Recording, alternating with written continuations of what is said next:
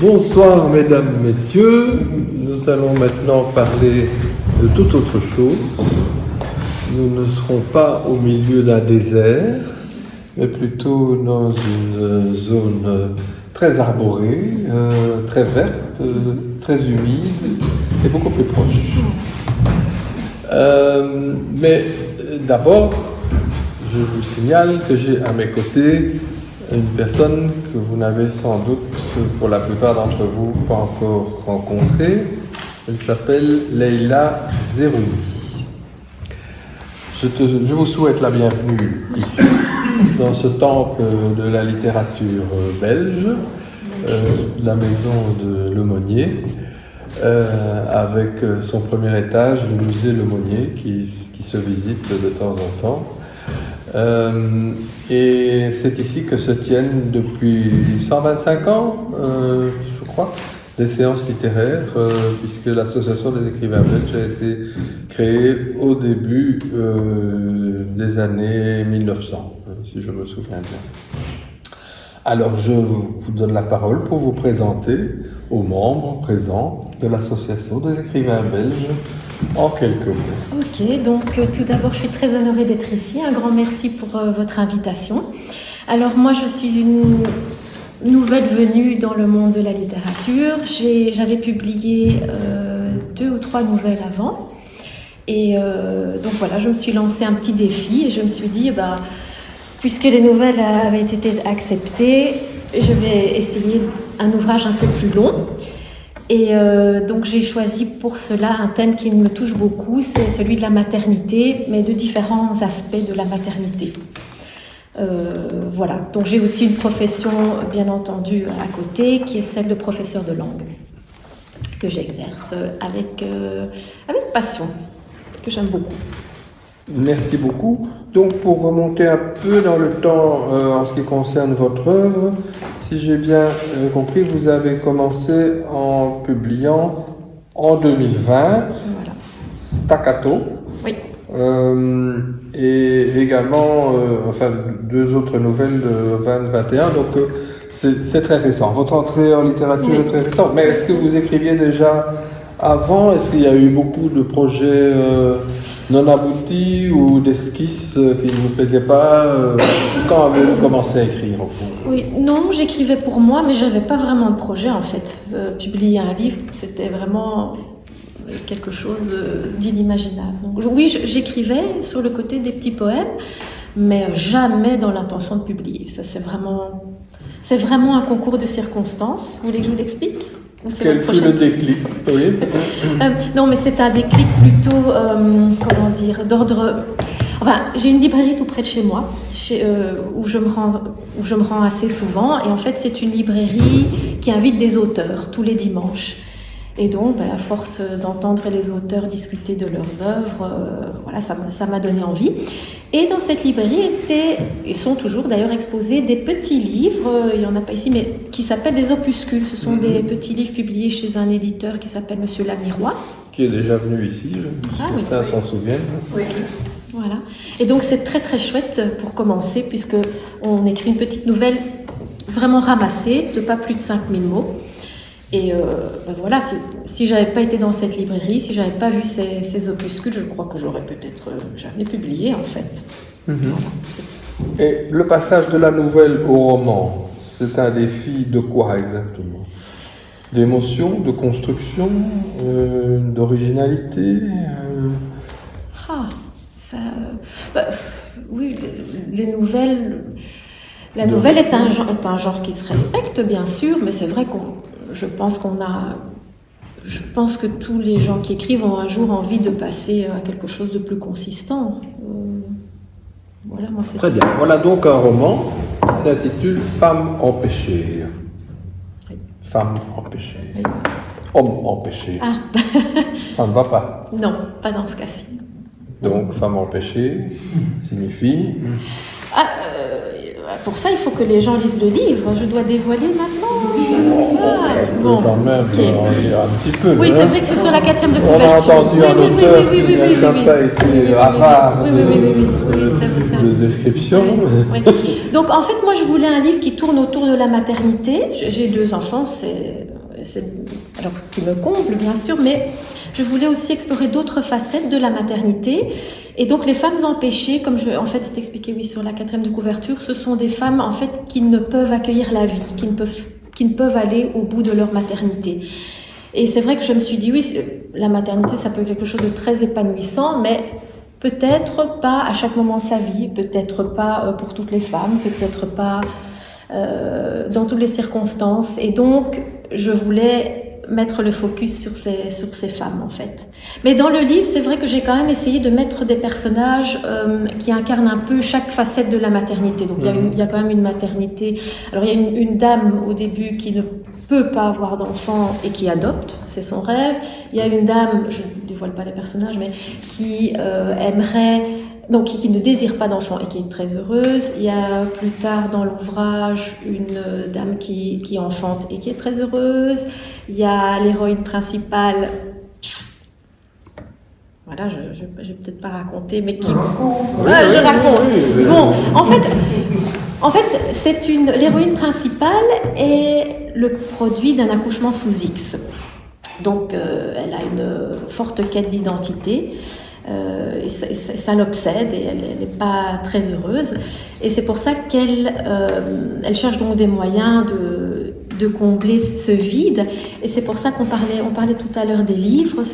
C'est pour ça qu'elle va se lier d'amitié avec une libraire qui va lui ouvrir les portes de la littérature, qui vont lui permettre de passer du mieux qu'elle peut sa vie avec ses questionnements.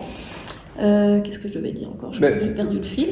Si vous avez perdu le fil, c'est pas grave, vous le retrouverez. Mais voilà. Ce qui me frappe, c'est que souvent, dans ce livre, la littérature aide. Oui. La littérature vient en aide. Voilà. Oui. Lorsqu'il y a des émotions douloureuses, des recherches pénibles, ou une sorte de sensation de vide, chaque fois, il y a une référence à la littérature.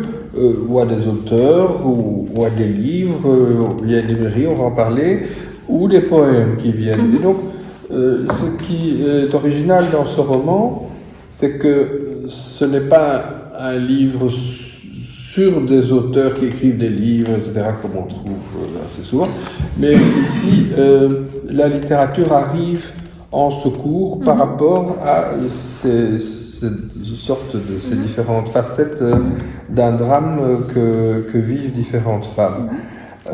Et puis, donc, on trouve des poèmes. Ce sont des poèmes que vous avez écrits en rédigeant le roman ou qui étaient là dans un carnet que vous avez dit, tiens, je vais le mettre là. Les deux. Parfois, ça se prêtait bien et parfois, j'ai réinventé pour les besoins du livre. Les deux. Ok. Alors, ce qui est... Bon, ça se passe de manière très ample dans le temps, parce qu'on arrive à la fin vers 2070, une année que peut-être nous ne verrons pas, mais qu'on peut voir dans le roman, en tout cas. Voilà. On peut aller jusqu'au Taklamakan, mais on peut aller aussi jusqu'en 2070. Il y a quand même quelque chose d'assez...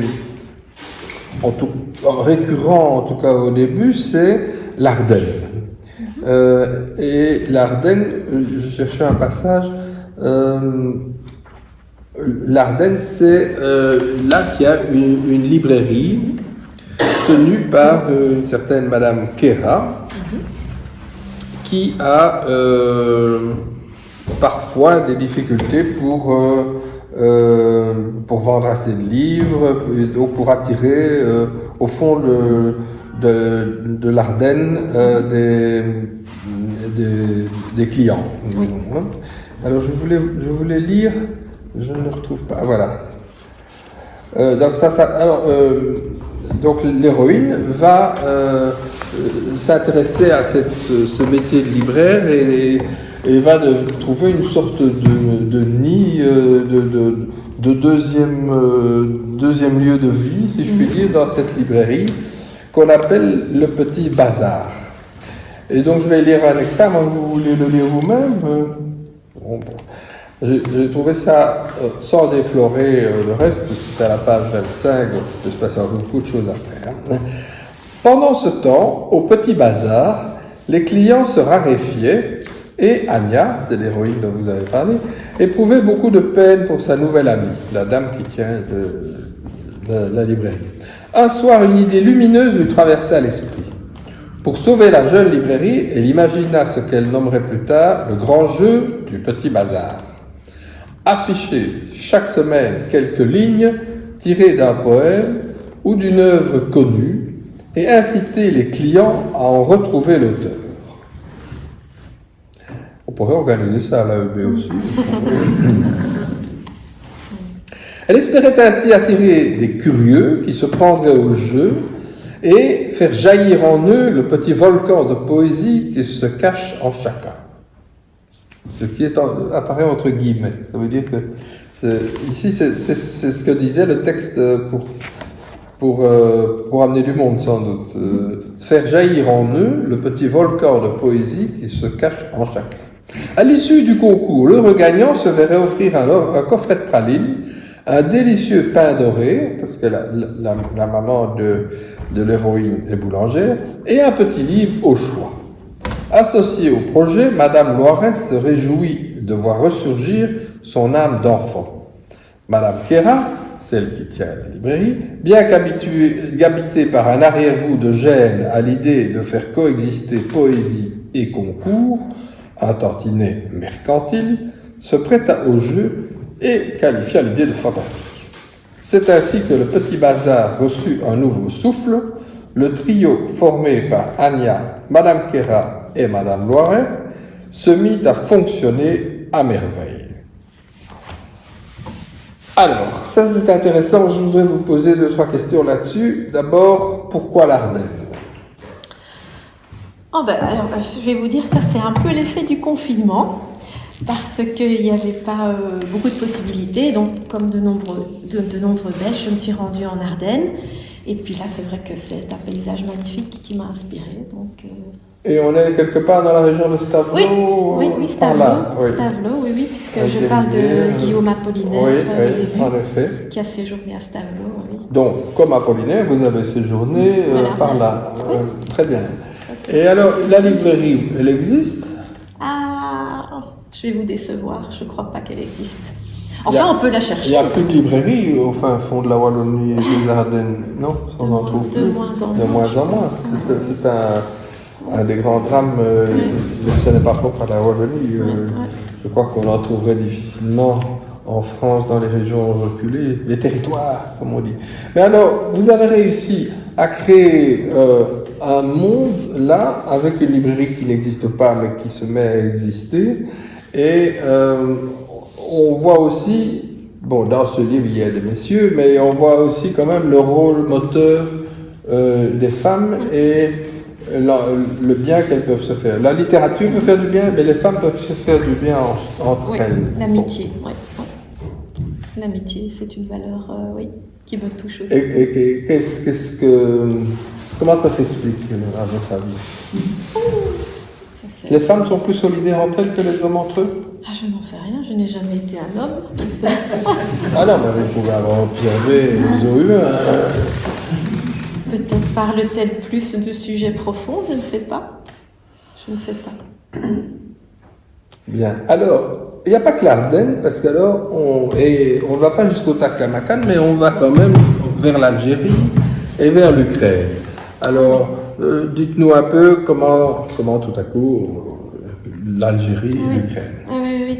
L'Ukraine, c'était bien avant tous les événements fâcheux qu'on connaît maintenant, donc là, ça n'a absolument rien à voir. C'est donc le pays d'origine, je dévoile, du père d'Anya.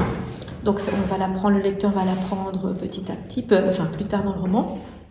Donc il a émigré d'Ukraine en Belgique, il a C'est un musicien du métro qui joue un bayan, c'est un instrument, un accordéon russe en fait. Et donc c'est un artiste qui avait du mal à trouver sa place dans la société. Bon, je vais pas. Voilà. Ça c'est pour l'Ukraine. Et puis l'Algérie, oui, ça c'est via l'amitié entre Anya, l'héroïne principale, et Yasmine, qui va fréquenter la librairie aussi. Et Yasmine est originaire d'Algérie, donc il y aura un petit flashback, enfin un grand flashback sur la vie de Yasmine et l'Algérie. Et là, c'est là qu'on va pouvoir faire le lien entre la mère d'Anya et le concept créé de toute pièce, l'expression en tout cas, de femmes empêchées. Parce qu'en Algérie, le père de Yasmine exerçait une profession autour de ces femmes empêchées. Et vous êtes allé en Algérie Oui. Vous avez des origines? Oui. Mon père est algérien et c'est un pays que je connais bien parce que j'y passais toutes mes vacances d'été quand j'étais enfant.